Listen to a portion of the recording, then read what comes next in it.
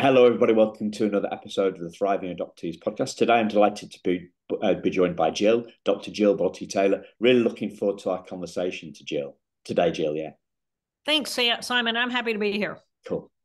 So, Jill is a neuroanatomist. Now, I've heard it. Did you used to call yourself a neuroscientist, and then you became a neuroanatomist, or do you? I've always been specifically an anatomist. Okay. And I was a whole body, gross anatomist, and then I was a histologist, a tissue anatomy, and then also neuroanatomy of the brain and spinal cord. Yeah. So I discovered Jill through a book that I was reading that referenced your Stroke of Insight book. So listeners, Jill was in this field researching it, and then she had a stroke. So it was on the left hand side of the brain, and basically that turned your world around. And it was eight years it took you to heal fully from that stroke. But the book's called A Stroke of Insight, so it's all about the insights that you had about about all sorts of things, really. And today we're going to be looking at that in relation to the adoptee experience. So as adoptees, we've got this thing, we suffer this thing called separation trauma. And I was looking at a reference to start the conversation, and I found one on betterhelp.com, and it says separation trauma and any other emotions felt during the adoption may linger in there, as in adoptees developing neurological systems, right? So that's my keying in of our stuff as adoptees, trauma and tough feelings, and your stuff in terms of neurology. So does that kind of all make sense? Sure. Yeah. Sure. You want me to talk about that? Yes, please. Okay.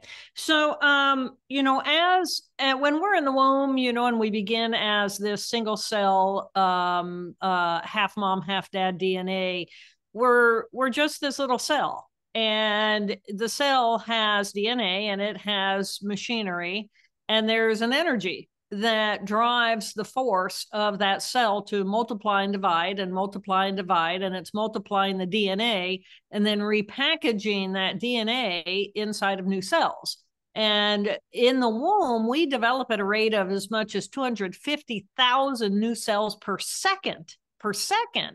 So we're really this duplication machine, which is driven by this ball of energy. And so by the time we are a fetus, a full fetus, and we're in the womb, we're really just this multiplying ball of energy. And as we then come out of the mother into the world, there is no longer, at this point, separation occurs.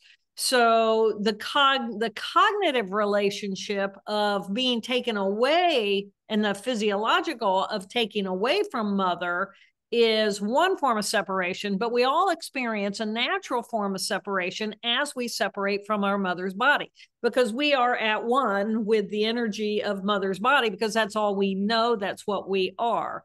So as we are born, this really is the first real trauma that most of us experience, is simply being born, because now all of a sudden I'm no longer nurtured by and fueled and a part of mom's energy, but now I become a separate energy entity. And then depending on when the separation from mom happens, be it an immediate adoption where there's mom's unconscious and the baby is taken from her, this results in a higher disconnect, a different level of neurological disconnect than an infant who's put in a little, wrapped up and placed on mom, and now my energy ball, because we're just at this point just energy balls. So when you consider the separation anxiety that happens for all of us naturally, this is circuitry, this is brain circuitry inside of the limbic tissue of our brain. And as I become separate from, being a part of mom's energy ball is what's familiar. So that's what feels safe. And as soon as we're taken away from mom's energy ball and separated even further from that, that's when this anxiety ball gets the anxiety circuitry really turns on, because I'm no longer nurtured in the womb, right? First, I'm not in the womb anymore. But second of all, if I'm removed physically from mom, there's even a higher level of anxiety. And as a society, we've not done real well in addressing that's what's actually going on for the infants. Just even when you consider, even when we're born into rooms with bright lights and lots of noise and lots of clanking metal and lots of manhandling, and let's put some shots in this infant. It has not been treated as a sacred moment. So it is natural for that circuitry to develop fundamentally at the beginning of our lives. Fantastic. So let me take a step back to what's happening in the womb, right? So a lot of people talk about the fact that mothers who are going to relinquish their child, they have decided to place their child before that child is born. So that includes me, right? I was my birth mother had a plan ahead. So a lot of people talk about the in utero stress. So could you talk a little bit about that, please? Well, I mean, mom is a human, right? And so mom is going to be having her own emotional limbic system response to having an energy ball growing inside of her womb. And if mom does, and it's a stressful environment. It's stressful for mom because mom needs to be careful about what is she ingesting in order to nurture this new life inside of her. She's managing the emotional relationships with probably her parents, her siblings, the societal norm. So who knows what the circumstances are for each of these women who have decided, I'm going to give up this baby for adoption. I can't get too attached to it. And the attachment circuitry is a powerful circuitry also inside of that limbic system. And so normally, as women are pregnant and they become more and more attached to this possibility, and everybody says, oh, you have to wait until you're at least in your third or fourth month before you form an emotional attachment, because so many things can happen and you might lose the fetus. This emotional attachment, imagine the stress that a mother who is a biological creature must be experiencing in order to not have attachment. And it's not just not have attachment, but not have attachment for all these external reasons that, every woman is going to be unique in that. And but the level of stress that mother would have, stress is a chemical that stress stimulates cortisol. Flows throughout the body. And of course, it crosses the not just the brain barriers, but also to the fetus, so the fetus can experience stress. So, but what stress does then in the fetus is it's going to stimulate more of the stress circuit. So mom has the stress circuit, the growing cells and fetus has the stress circuit, and that's going to be a higher more easily activated circuitry because it's well developed. Yeah. So we've got that happening in the womb, and then baby is born, and then obviously that separation that you were talking about earlier, that physical separation, that is really about when the umbilical cord is cut. That is the point at which we are separated physically from our birth mothers. And it seems to me, so that seems to me could be looked at as the primal wound. So the primal wound is this book, written by an American MD, and it's about relinquishment trauma. but it's that's about when the emotional stuff that's going on within us adoptees after the after the relinquishment, after the abandonment, after the placement, whatever we want to call it. But it struck me that, and she calls that, Nancy Vario calls that the primal wound. It struck me that the actual primal wound is when we are separated from our birth mothers by the system of, you know, one becomes two. Right. Yeah. Birth.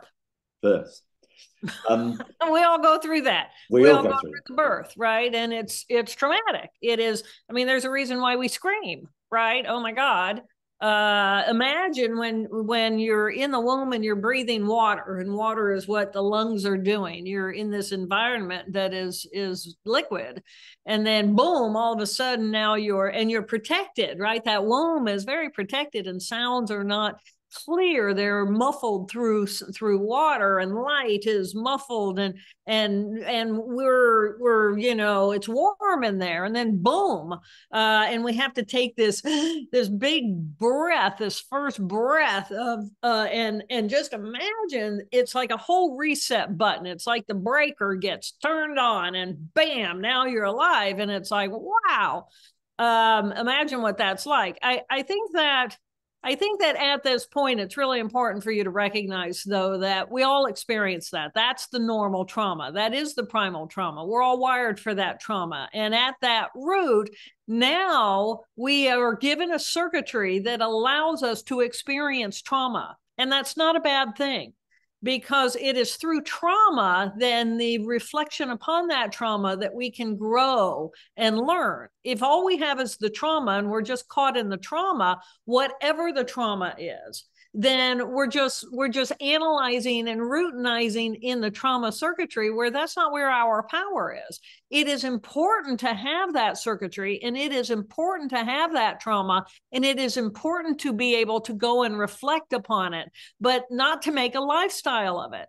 So no matter what the trauma is that any of us is experiencing, whether it is this specific storyline, because this becomes a storyline, we all have a storyline, but the power is not in the storyline. The power is in, this happened to me, okay, that's my story, but what can I learn from that story? And when I don't want to be in that storyline anymore, what are my options? What are the other parts of my brain that I can then hook myself back into, so I'm not constantly focusing on my trauma?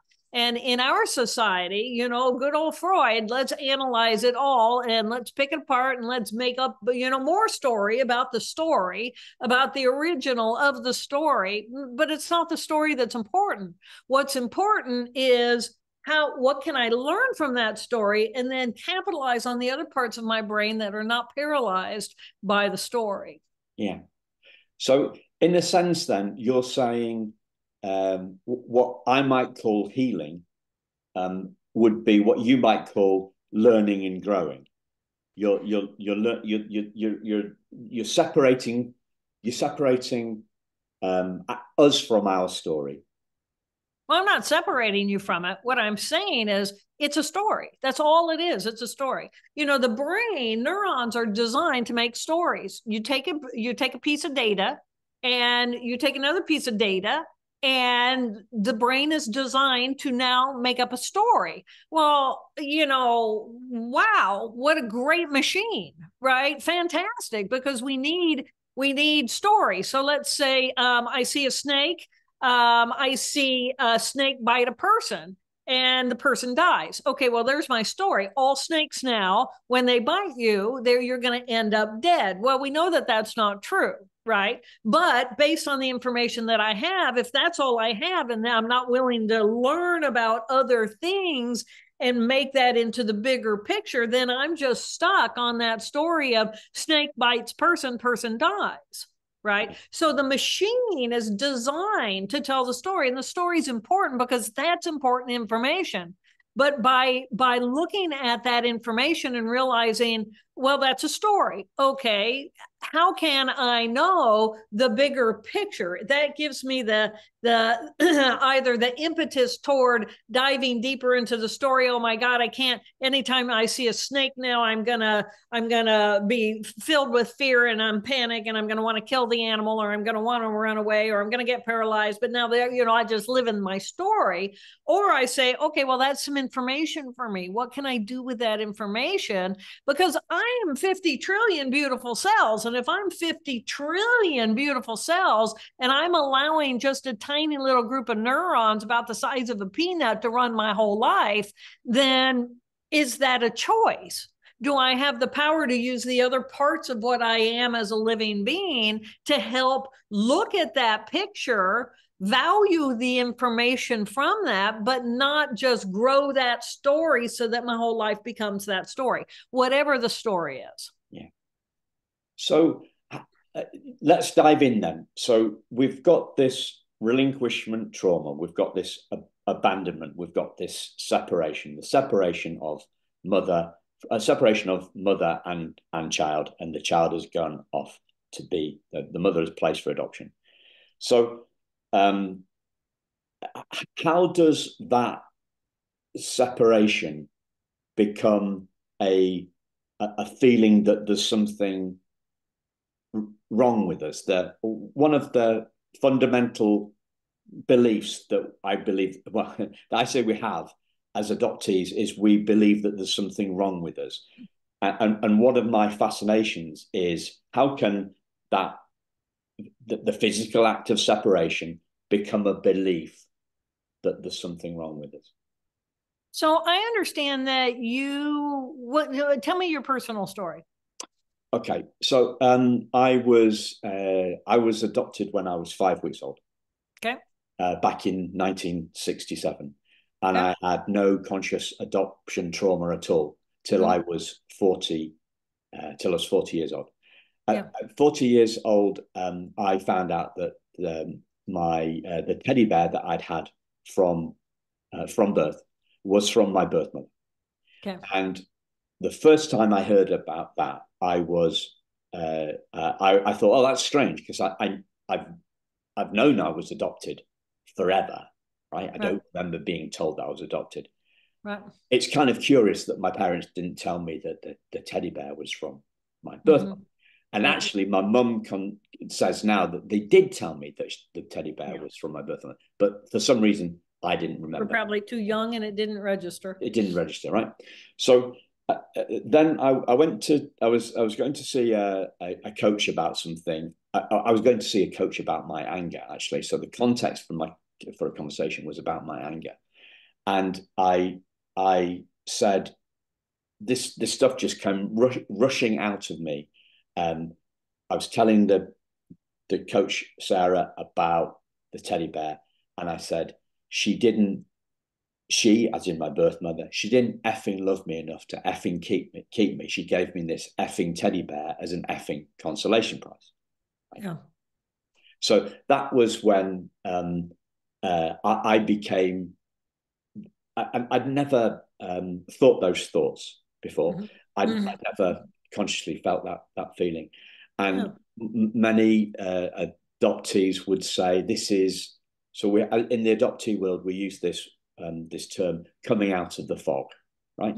So coming out of the fog is when we become consciously aware of something. We become consciously aware of some form of trauma related to our adoption.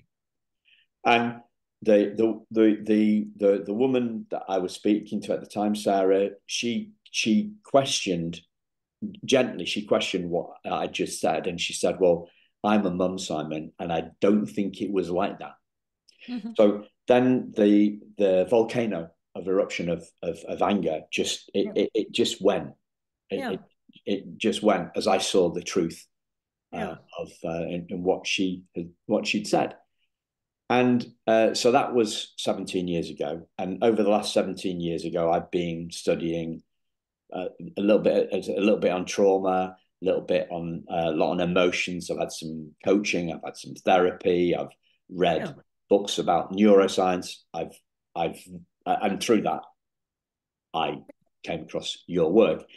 And what really struck me was the TEDx talk that you did, in which you talk about having your stroke, and you talk about the left brain as the one that feels that we're alone, Mm-hmm. the right brain as the one that feels that we are one, we are or one, and that really struck me, because as adoptees we feel that we're not good enough. We feel alone, like many other people that feel alone. When we find a group of people that feel like us, have been through the same experience with us, it's incredibly healing, because we're realizing that our thoughts, our feelings, other people have had them. Yeah. So you've said a couple of things that I think are really important. First of all, thank you for sharing that. Thank you. At the same time, you know, when we're born, we are this ball of energy. And the cells that are best developed are the deeper cells of the brainstem. I have to be able to breathe independently. That's going to be cells in my brainstem that tell me to do that and control that. My heart beats by itself. I don't have to consciously tell it to do that. It does that. So I can perspire automatically. So those cells have to be completely wired by the time we're born. And then the next cells right above those automatic cells of essentially the reptilian brain is going to be the limbic, the emotional tissue. And those cells are going to be our emotions. You know, we come out, we're uncomfortable, we scream, we cry, we wail. We're not, you know, we're not happy about this, and we're expressing them. So then over time, the tissue above that is the thinking tissue in both hemispheres. And then the thinking tissue, as we age, can interact with the emotional tissue below and help regulate it, so that I don't strike my sibling every time I feel like it. Right? I actually think, oh, consequence, if I, you know, smack my brother's going to smack me back, right? So I learn. And that's just the way we are as biological creatures. So of course you have this well of emotion that you're wired for, and you are wired for emotion from your past. We carry that circuitry. We are wired to have those experiences.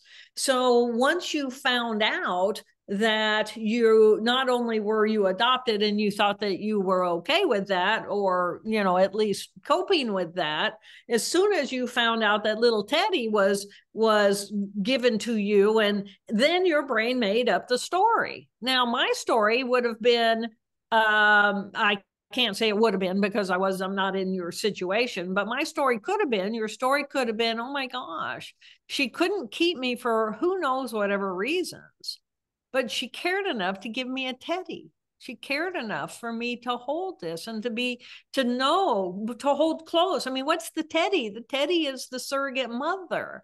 And this woman who could not, for her own reasons, have a child. Life is hard in this world. You know, I'm a woman. Life is hard as a woman. And as soon as we have children, we become second-class citizens, because now we are dependent on someone else to provide for us with this bundle that we need to now support. I mean, it is really complex. As soon as which is, you know, you look at society, and why on earth is a portion of society trying to keep abortion and information about contraception hushed and away from our young children, our young girls, so that they get pregnant. Because as soon as we are young and pregnant, we are now dependent on a system, and we're no threat to power. So it is complex, right? This isn't just about this woman gave up this child.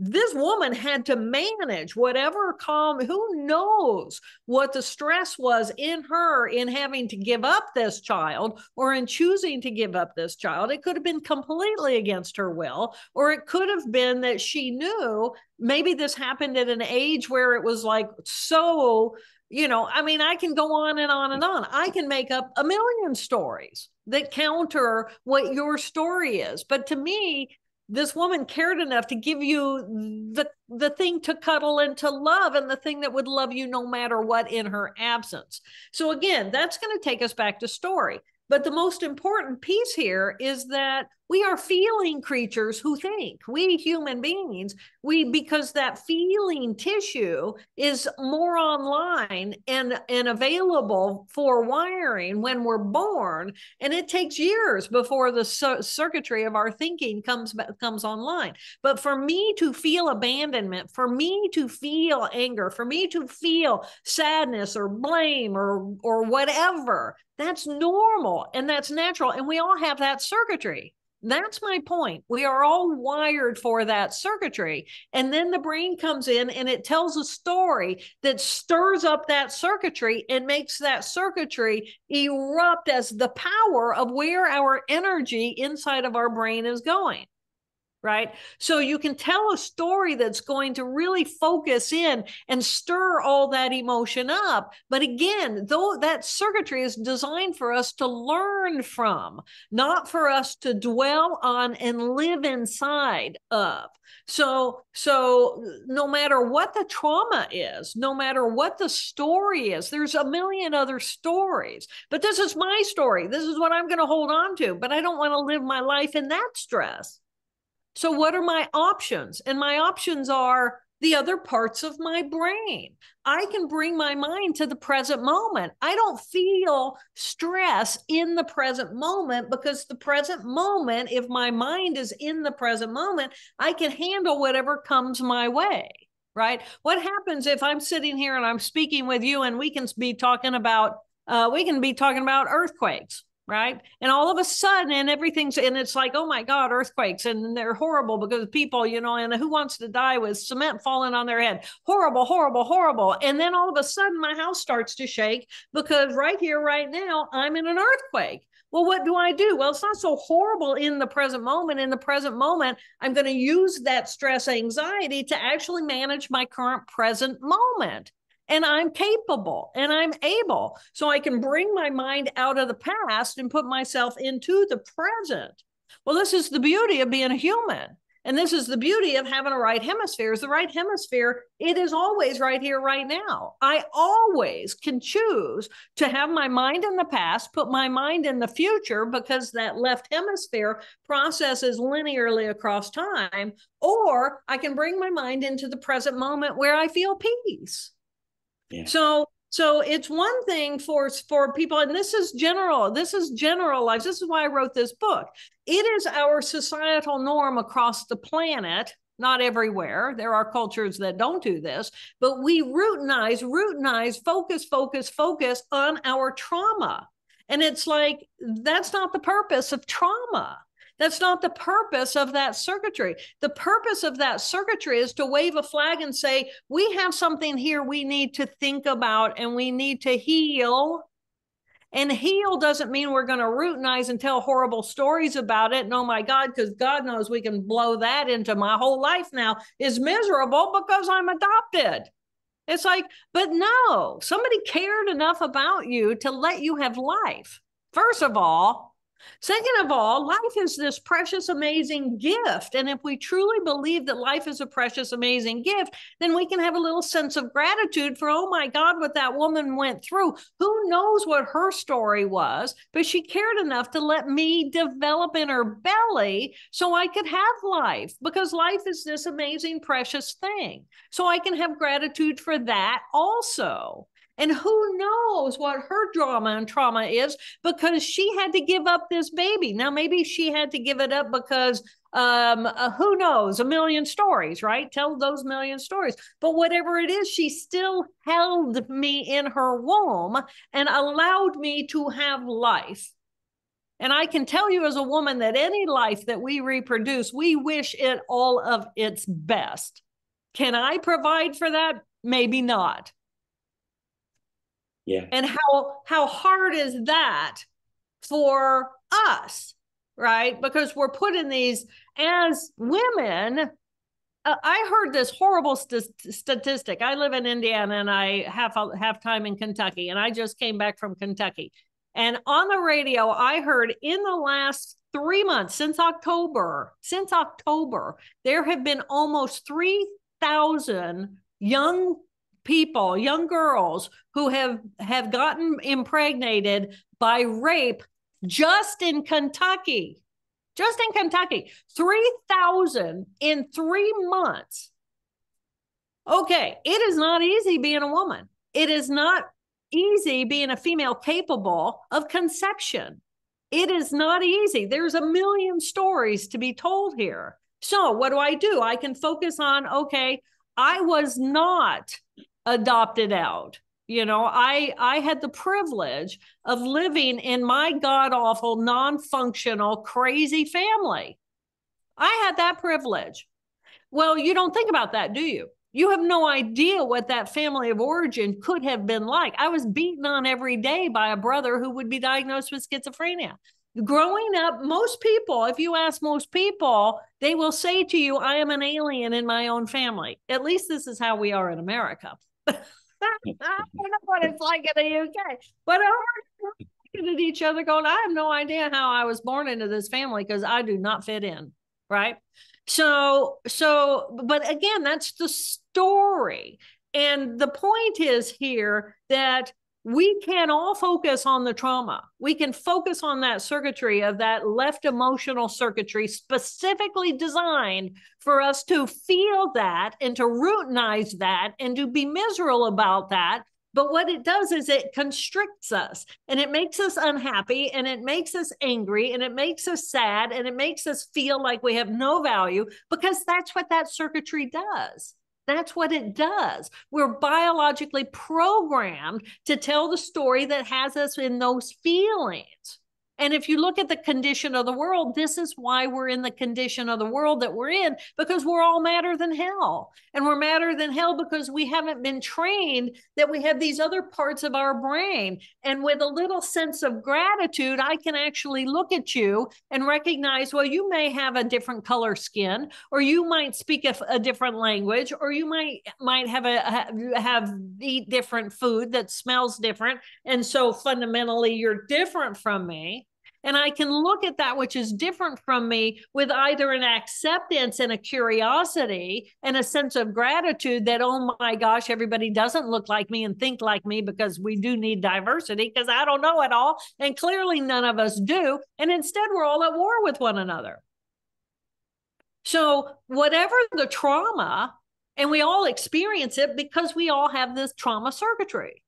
But the power is not in the trauma circuitry. The power is recognizing I have an analytical brain that allows me to look outside and think about other things. And I have a right hemisphere, both emotion and thinking, that pulls me into the present moment where I actually am here with curiosity and gratitude. So my point here is that it's all circuitry.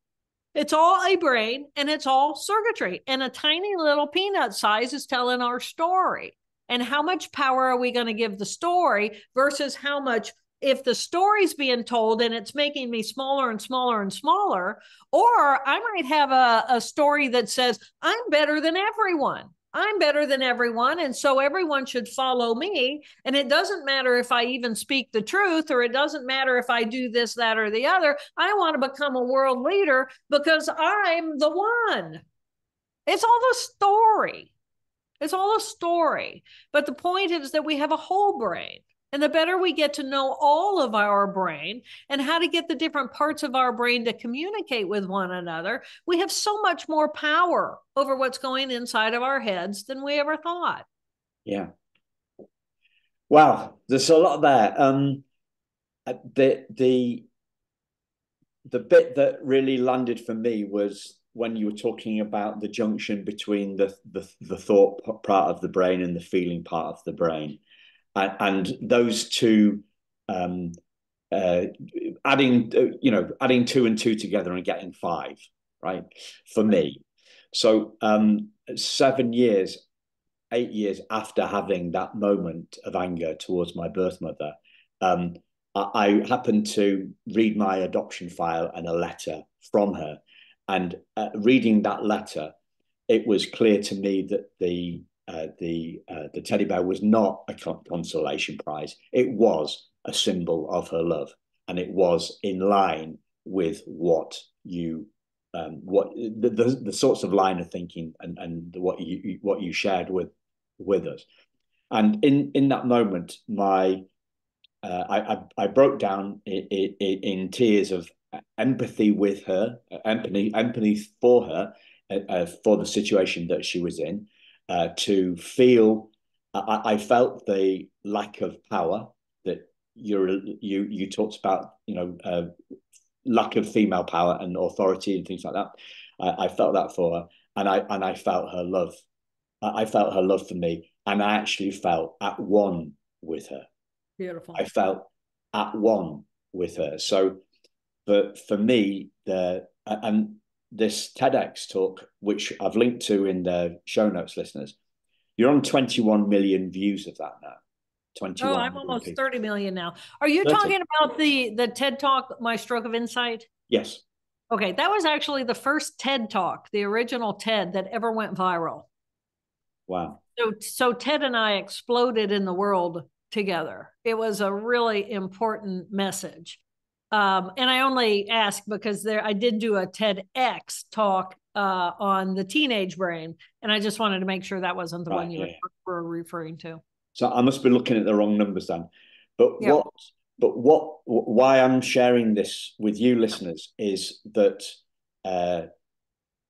Jill's talking about a choice between a left hemisphere, left hemisphere, and a right hemisphere, and uh, this is an incredibly powerful. It, it's just an incredibly powerful 18 and a half minutes, exactly how long it is. And she goes into this, and it's almost when I heard that, I thought this is the neuroscience, this is what was happening for me neurally when I read that letter, because this right brain is we are all one. Right. There's no Americans versus Brits. Right. There's no Trump versus Biden's. There's no Right. Labour versus Conservative in the UK. There's no there's no Yankee fans versus whatever there. There's no Leeds versus Man U. There's no Celtic versus Rangers. There's no non-adoptees and kept people. There's no separation whatsoever Yeah. in this right hand Yeah. space. And Right. this is the neuroscience of Eckhart Tolle. I think, to me, it's the neuroscience, because his one of his books is The Power of Now. And Yeah. what you're talking about in the right hand, there is the past and the future are left brain phenomenons, and the power of now, then that now bit is in our right hand brain, and that's the healing space. And that's Right. why I was so excited to get, when you said yes to come in. I was so delighted, because it basically you're setting out the neurology of what other stuff that people don't link together. Right. Oh, yeah, yeah, yeah. Right. Well, we everything you just said is true. But how can that be true? People are saying, how can we all be connected? How can there not be a this and a that? Well, there's only a this and a that because we have these beautiful cells in our left hemisphere that that are specifically reductive, which means they take information and they even look at an entity, and they look at the edge of that entity and they say that's a boundary, that's a separation point. And so now I can see boundaries, and I can see that the picture on the wall is not the wall. Well, to the right hemisphere, it's just a bunch of atoms and molecules, right? And everything's in motion. But to the left hemisphere, things are organized in such a way that it is specifically looking for edges and boundaries. And in that edges and boundaries, I'm still just an energy ball. Even though I am born into the world from my mother's womb and my energy, that ball becomes separated from her energy ball, I am still of her energy ball. Right. And I'm still an energy ball, but I can't function in the world. We cannot be functional human beings if we're all just a bunch of energy bulbs. And we're going to be just like a bunch of amoebas floating around, smacking into one another. We'll be completely non-productive and something's going to eat us. I mean, right. We have to be able to have a left hemisphere that says, I am an individual. And so there's a tiny little group of cells inside of our left brain that says, I am separate. And it's that same group of cells that says, I am not loved because I was put up for adoption. It's that same group of cells that says, I am an individual and I am separate from my mom. And because I'm separate from my mom, but she chose to not be with me, she doesn't love me. So that's how your story got told by that cellular circuitry of individuation. So we have to have individuality or we become non-functional in the world. And so a tiny group of cells says, I am separate from my mom. I'm separate from everyone. I am an individual. My face is separate from the atoms and molecules around me. So I'm not even blending with that when we know that I'm an energy ball, right? I'm exuding energy everywhere. So, but I have to have the perception of my singularity, my individuation. And then with that comes my likes and my dislikes and the stories that I tell myself of, oh yeah, I'm going to wear red because I like red and I want my red to match the red up there and all this weird stuff, but it's all story, right? And if we're highly intuitive, you probably don't even notice that I match my flowers, right? But it's so important to my left brain to be able to do that kind of thing because that's what the left brain does. It wants things to match. It wants patterns. It wants things to fit together in the story so I can tell the story. And it's like, but ultimately we're just a bunch of energy balls. We're big balls of cellular life, fortunate to be alive, and we have the ability at any moment in time to shift into gratitude that we're alive at all. What a gift. So regardless of the story of post the womb, when we're in the womb, we were cared for enough to continue life, to be born. We were not aborted. We were born, whatever our story after the life. We actually have the ability to have a story because somebody cared enough to let us be born. And now that if we focus on that with a sense of, oh my gosh, I have life because someone cared enough to let me be born, and I live in a sense of gratitude, everything shifts because now I'm in my right hemisphere in this sense of gratitude. And with that comes a sense of curiosity in that emotional tissue of that right brain of the present moment. And so now I'm out here and I can explore my own creativity and my own gifts and the wonder of my own life. And you can just simply hear it in my voice. It's a different part of who I am. And we all are as equally wired for gratitude and curiosity as we are wired for anger and rage. It's just different cells, different circuitry, but we can choose. We can choose what we want. Yeah. So in the TED Talk, you talk about losing 37 years of emotional baggage. Yeah. Can you tell us a little bit more about that? Well, I was a brain scientist at Harvard. My area of expertise was how does our brain create our perception of reality? Because I have a brother diagnosed with schizophrenia. And it's like, what is the difference between my brother and I at a cellular level where I can take my dreams and I can connect my dreams to reality and I can make my dreams come true. I can achieve, I can climb the Harvard ladder, I can become a neuroscientist. But my brother's brain gets lost in his delusional thinking so that he is just caught in the circuitry of his own mind, and he he does not share a common reality. So that was what drove me into the field in the first place. So when I experienced the stroke, it was a major hemorrhage in the left half of my brain. And it was a malformation in the blood vessels. So at a biological level, I had essentially a varicose vein inside of my brain that the artery couldn't take the vein couldn't take the high pressure of the artery pushing blood into it, and it popped off. And so then I had this major hemorrhage. And in 4 hours, I could not walk, talk, read, write, or recall any of my life. But during those 4 hours, I got to witness my experience of losing circuit by circuit by circuit. And that's what the TED Talk is all about. So I encourage everyone to watch the TED Talk. It's quite a profound experience because I take you on that journey. But what I lost also was all the emotional pain from my past. So that trauma, that circuitry that says trauma, trauma, trauma, make up my story about the trauma. Well, I still have the story about the trauma, but I don't have the power of the emotion supporting the trauma. But it wasn't just the trauma and the negative emotions that I lost. I also lost the positive. For example, when I graduated with my PhD and I walked through commencement, I was a very proud moment. I mean, I was the third Dr. Taylor. My mom and my dad were both there, and they were both, doctors of whatever.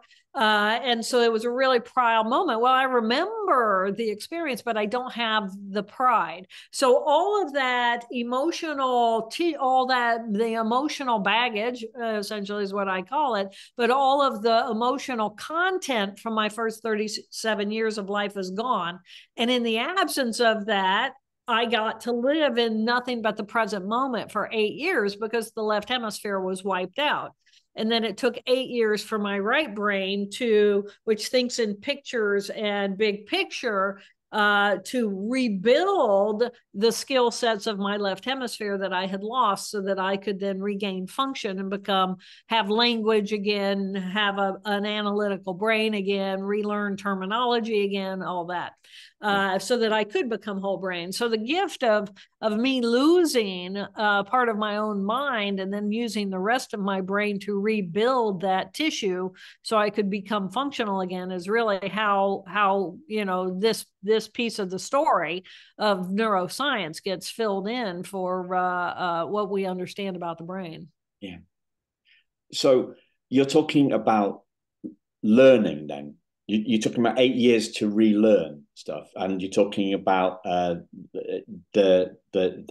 pain of the past having less emotional charge, and but also the pleasure of the past having less emotional charge. So it was kind of like a dulled down version of the past. Yeah. Yeah, but as soon as I recovered that circuitry, it all started back up again.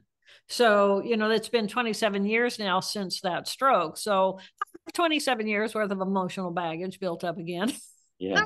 Not about the first 37 years of my life, but, because it's circuitry. And I want that because, and this is why this tissue is so important. So many people say, oh, I wish they could just go in and cut that out and I didn't have those feelings anymore. But if there is a trauma that is still gnawing on you, then you need to go and say, what can I learn from this trauma? What can I learn from this trauma? Not just go feel the trauma, be angry about the trauma, be caught in the passion and emotion of the trauma, but really look at that trauma and say and try to grow, try to learn something from the trauma. The flag is being waved. I have pain, or I have anger, or I have sadness, or I have whatever I have. But that's just the brain screaming in a pain, saying to the rest of the brain, hey, we need some attention here because we're having a problem with integration. This is all about integration.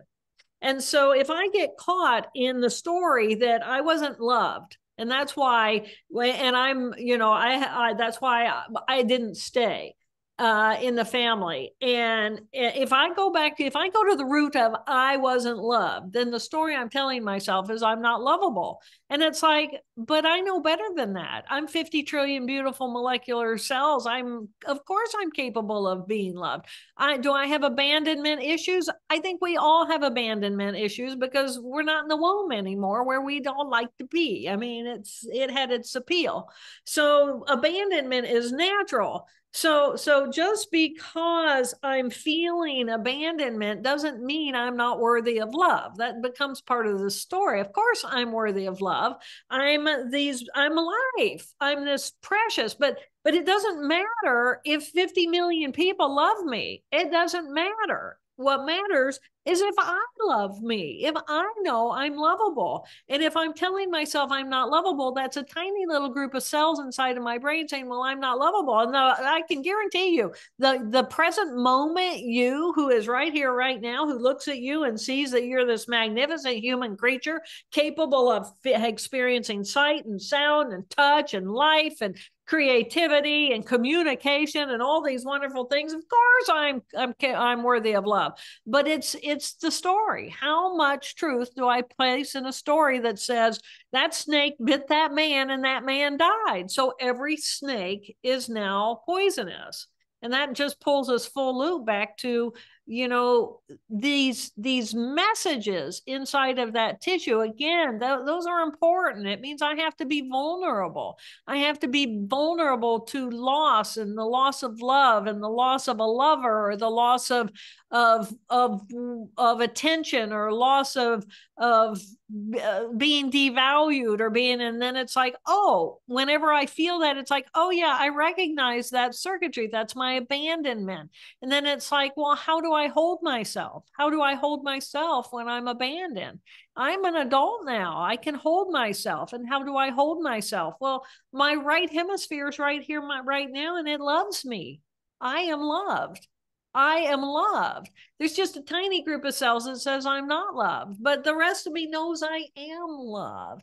And as a connected to all that is, when I have that level of consciousness, I am loved. It's not just that I am not loved, but I am loved. And then you say, well, I don't feel like I'm loved. And it's like, that's because you're actually running a circuit. If you calm that circuit down without that story or that judgment, and you just settle in the fact that, yeah, love, I know the feeling of love. I can be love and be that love and practice being love, then that's the circuit that grows. And this is the power that we all have. We have the power to choose who and how we want to be. And I want to be love.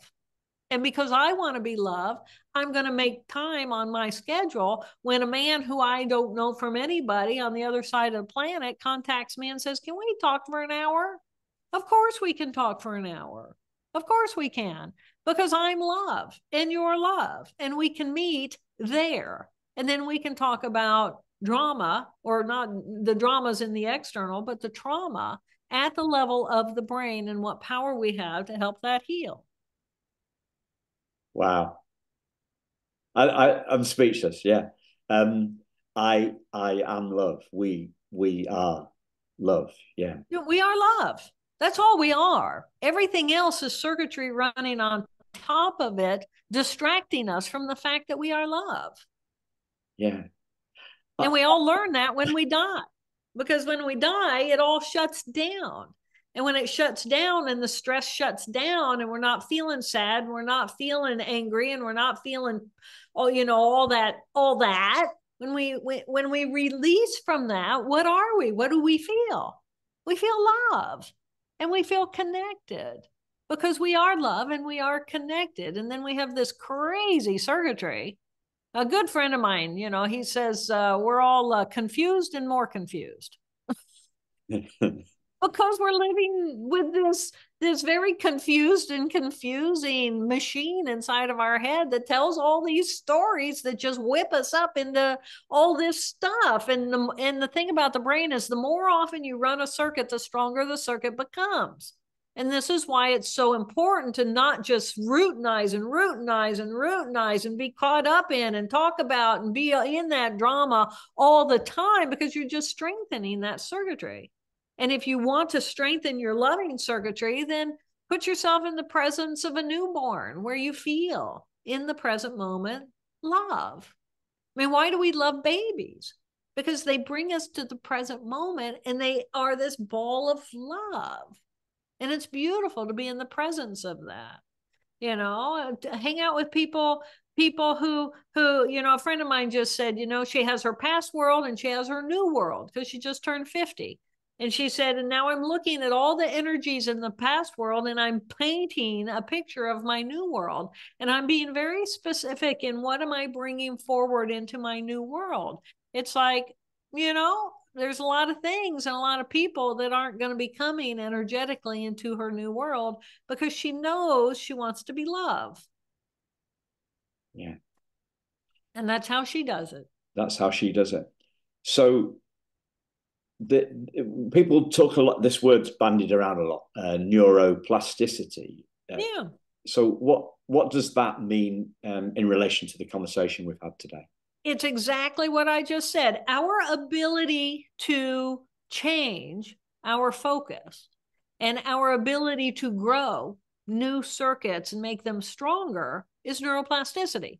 Neuroplasticity is the ability of the brain. It's a beautiful thing. The ability of us to use our conscious and emotional parts of who we are to think about other things in other ways, to be curious. You know, if I have a plan, let's say you had a plan and your plan was we were going to meet and you were going to ask these very specific 5 questions. And then I answer the first question, but it led naturally to a different question. Right now, your left brain is saying, but I have a second question. I don't want to go over there where she's going, but part of me does, right? My right brain says that's really interesting and really curious. So I'd want to go ask her that instead. So now you're in conflict, aren't you? Between what you planned you were going to do and what you really want to do now. Well, those are just 2 different parts of your brain. One part of your brain, your left brain, is saying, but I feel safe knowing these questions. But the right hemisphere is saying, but I want to be in the present moment and go with the flow with the conversation. And it's simply because you're running different circuitry. And the more often we run a circuit, if you're more curious, then and you spend more time being curious about the people you talk to or about the places you go, and you're not just all about the left hemisphere details, more details about those details, but you open yourself up to more new possibility. Excuse me, it's just different circuitry, but you can train yourself to be more curious. You can train yourself to have higher levels of gratitude. You can train yourself by actually doing it. The cells inside of your brain that are curious and express gratitude, they're growing stronger because that's now where you're putting your energy. And that's the neuroplasticity. At the time of trauma, a physical trauma, there's also neurogenesis, the growth of some new neurons. And that helps if you've had some kind of a brain wound. And so I'm sure I had some neurogenesis when I experienced my stroke in order for those groups of cells to be able to recover. But the brain, our capacity to learn, we learn. So snake bites man dies. Oh, I have learned that. Okay, that's now my standard story. And then I see, you know, I go to the zoo and I start learning about different kinds of snakes. And the snake handler says, see, this snake is not poisonous. And he lets the snake bite him. And in the meantime, my brain is learning new things. Well, it's learning new things because those brain cells are making new connections and I'm learning something new so that my story isn't just my story. It's not my story anymore because now I have new cells that have grown that story into a higher level of development. And so I have learned, and learning is actually cells reaching out and creating new networks, and that's the neuroplasticity. Wow. I do have 4 or 5 questions that I normally ask, right? or that I have in my head, right? Yeah. And I pretty much always start with the first one. Yeah. And then sometimes I follow and ask the rest of them, or Yeah. sometimes I let it go where it and usually I let it go where it needs to go. I only fall back on the And question. it probably makes for a better conversation. Yeah. Because if you don't like where the conversation goes, you'll go right back to your prepared and get it back on track, which is perfectly fine. And actually, that's a better interview because then we're having a conversation that you thought this would be really interesting. And then it went there and that was really interesting, but you still want to pull it back to your level, your area of interest. And so there becomes this dance between the two hemispheres. And that's what makes for a good conversation. Yeah. So the book is very cleverly titled, your book, right? A Stroke of Insight. So the insight, Yes. right? Yeah. An insight is a new learning, is it? Or what is an insight? Yes. It is a gained insight, gained learning. Absolutely. What did I gain? Here, it's called My Stroke of Insight. And I called it my because it is mine. And I didn't want the world to go crazy with, this is whatever I'm projecting onto the world. But, well, you got to worry about that. But when I lost my left hemisphere, when I lost the left hemisphere, I lost all the left hemisphere. I became an infant in a woman's body because I went back to being the energy ball. That's all I had. Was I returned to being a newborn. All I had was energy. I was a ball of energy. I had no individuation because that's in the left hemisphere. I had no past and future because that's all in the left hemisphere. I lost all plans, all order, all structure, all relationships because that's external knowledge. I didn't know what a mother was, much less who my mother was, because I was a ball of energy. I was connected to all that is. And then over time, I had a craniotomy and they removed the blood clot the size of a golf ball. They said, go heal, we have no idea what you're going to get back. And it was like, okay, so my job was to heal and recover and whatever that was going to look like. And all my mother's only dream for me was that I could live independently again because she wanted that for me, and it was like, okay. And then look at what happened. I got it all back and I got more because in the absence of the left brain, which has all the answers, I had none of the answers, which gave me all of the other answers. And in knowing that, and in knowing that we are connected to all that is, and knowing that we are love at a fundamental level, that's the energy that drives us. Okay, well, I get back what I get back. I'll try to get back what I can get back. It turns out I got a lot of it back. And then it was like, well, how do I communicate this to other people? What I gained in the absence of this pain? Because this pain and stressful circuitry of the left hemisphere, yes, it gives us language. Yes, it gives us relationships. Yes, it gives me an identification of self so that I can have likes and dislikes and I can be an individual in the world and be a functional person. Yes, it gives me all that. But what it takes me away from is the knowing that I am connected to all that is. And that is the stroke of insight. Yeah. That we all have the power. So any moment to tap into that inside of ourselves. So then learning is about a break in the routine. You've talked about routinizing a lot, haven't you? And so an insight is a break in the routine. It's a new learning. It's something that becomes true. When we see that a belief isn't true. Well, that's one form of insight, yes. When we allow ourselves out of the box of what we think is true, and we approach it with curiosity, Yeah. And gratitude. Yeah. Gratitude is the key. We're completely different people when we're grateful. Yeah. Yeah. Completely different people when we're grateful. When we're grateful.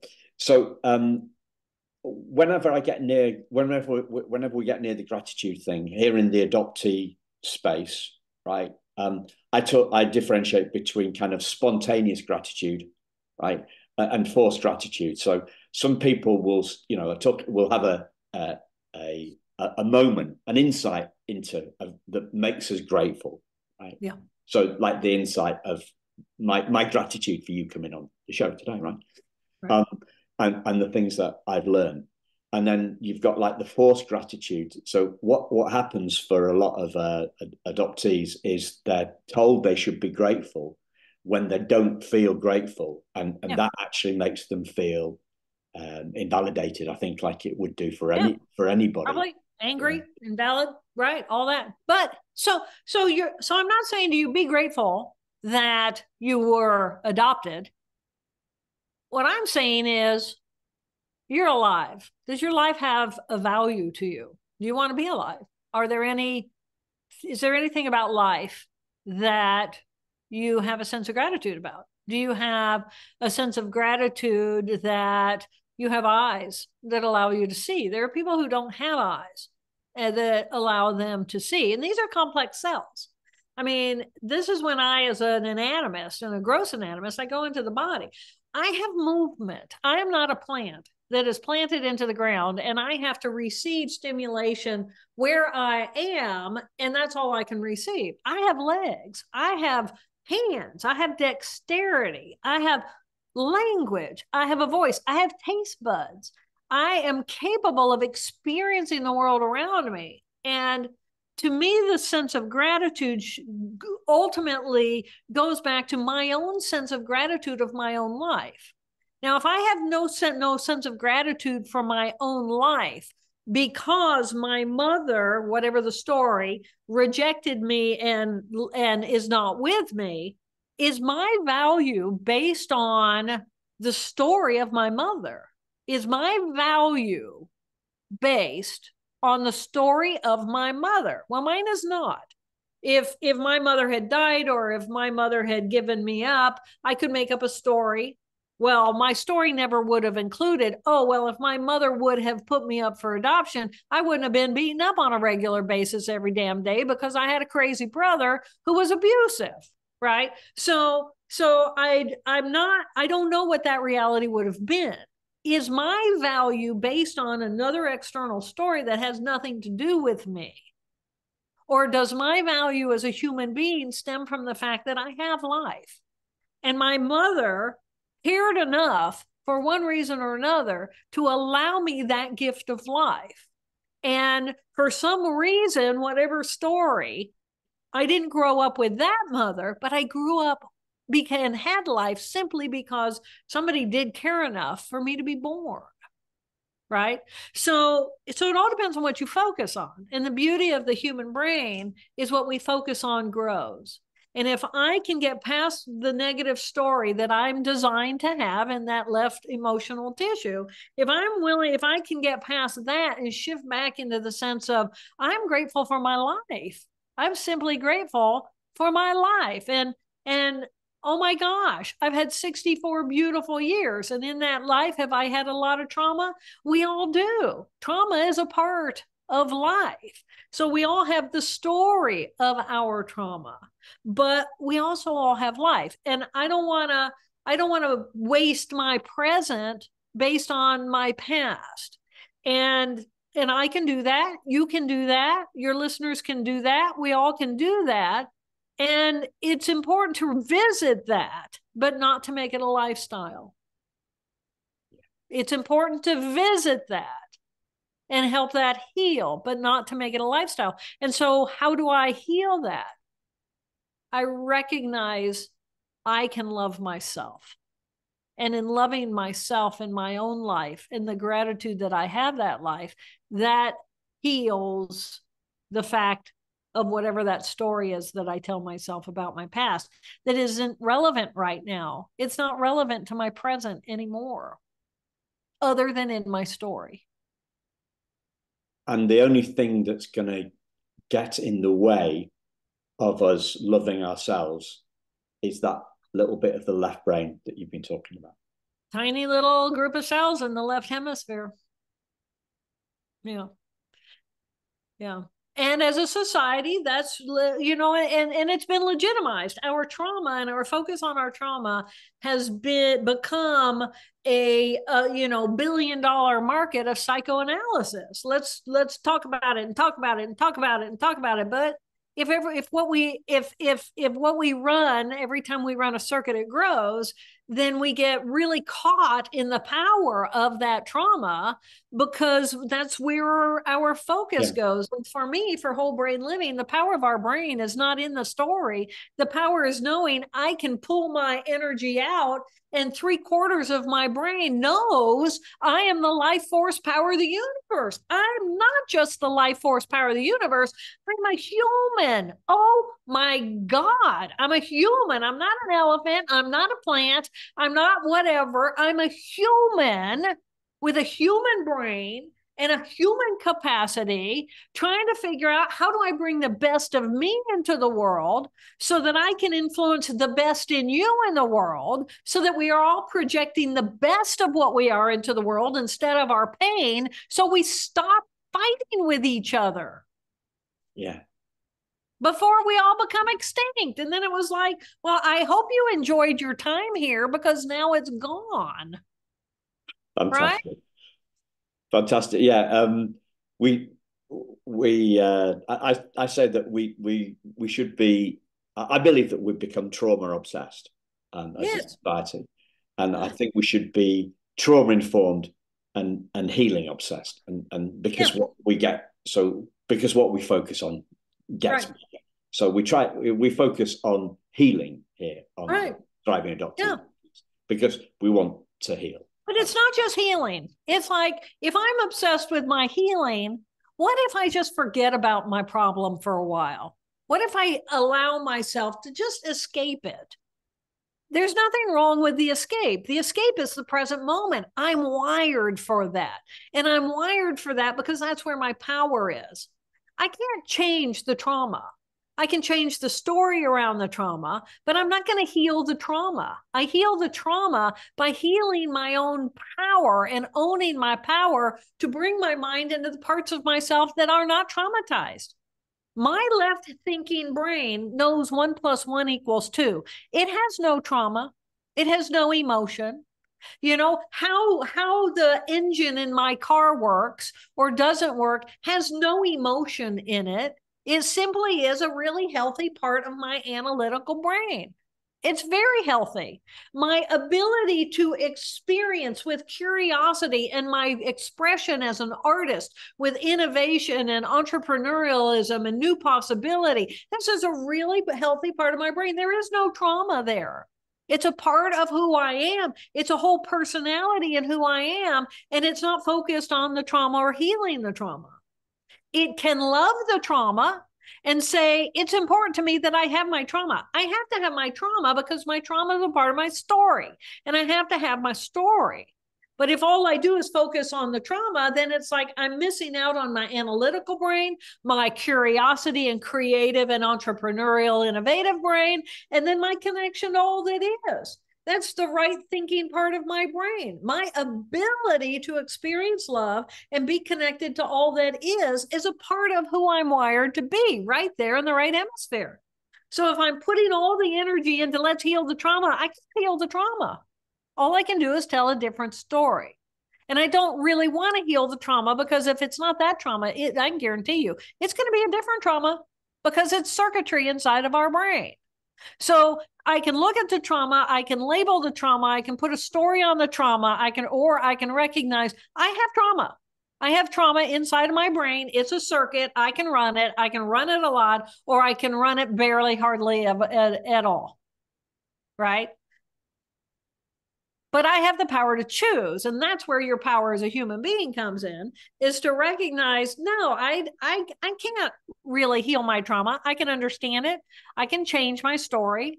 But the trauma itself is going to be a circuit that runs. And how I look at that circuitry is how I heal it. I can recognize and say, oh, I am not loved. I am not loved because I was put up for adoption.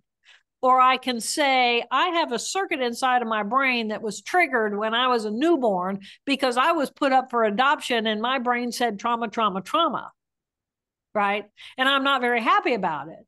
Well, okay, let's go and look at that trauma. Let's go look at that story. Let's look at the reality of, okay, that triggered my trauma, that triggered the circuit that screams trauma. Well, how do I heal it? Well, I don't run it all the time. I don't keep reinforcing it. I say, well, I was put up for adoption. I have no idea why. It doesn't mean I wasn't loved. I can tell myself that's the story. Or I can tell myself A, B, C, D, E, F, G stories about it. It doesn't mean it's true. Right. And then I can like start routinizing on, oh, well, let's do this and let's do that. No, I have evidence for that. No, my God, 40 years later, I find out my teddy was given to me by my mom. How dare she? And it's like, well, honey, you just needed to go back and say, well, that's one story. That's one story of the trauma. And even if that were the true story, it's not who you are. You're this magnificent human being. You're this magnificent human being who cares enough about other people to talk about this level of depth with your audience because you share something with them and you want to connect with them and you want them to feel connected to you. So the trauma serves a connection, which is a beautiful thing. Yeah. And that's part of the story. And that's part of how you heal it. And you say, I'm like you. We're the same. But, we've got all this other part of our brain that we can use, and we don't have to focus just on that piece of the story. It's the difference. I heard this expressed very eloquently. Somebody said, it's not what happened to us, it's what happened for us. I don't know who that was that said that, but it's the meaning. It's right. Our manure becomes our SH1T becomes manure to help other people learn. That's right. That's fine. I had a stroke. Yeah, and that's what I could have been really angry and hostile and horrible, and I fell off the Harvard ladder, and oh my God, I lost this and that and the other, and I became an infant, and oh my God, I had to spend 8 years recovering. Oh my God, and it was the best damn thing that ever happened to me because I choose for it to be. And then I tell that story. Because of that, I got to lose the left hemisphere and I got to actually bring more information to the world of science that I care about because now I had this disinhibited right hemisphere and I got to live in that blissful euphoria for 8 years and then choose to recover and relearn all my science, blah, blah, blah, blah, blah. It's just a story. What do I do with it? I'm this magnificent life force power of the universe. That's how I'm going to look at myself because I want to. And when I die, there's no question in my mind that I'm going to dissolve back into the love of all that is. And the universe is going to reaffirm, yes, that's all we are. Or the life force power of the universe. Wow, what did we do with it? What do we want to do with it? Where do we want to focus? How do we want to grow? What would you like to call this episode of the Thriving Adoptees podcast? I think you should do that. Okay. Because now you've had the experience of me based on the structure of you. Choices. Really, for me, everything boils down to choices. I can choose to put my energy focus into my story, or I can choose other parts of my brain. Wired for choices. I don't know. I don't want to label it something that would feel ingenuous to your population. Yeah. I mean, I'm sure that this is one of the deepest wounds there is. But at the same time, there's so many really deep wounds we can get lost in. Yeah. As always, listeners, check out the show notes. Got a link to Jill's TED Talk, which is brilliant, and the books and the website and socials and stuff like that. So it's all there. Thank you, Jill, and thank you, listeners. Thank you, Simon. Thank you, everyone.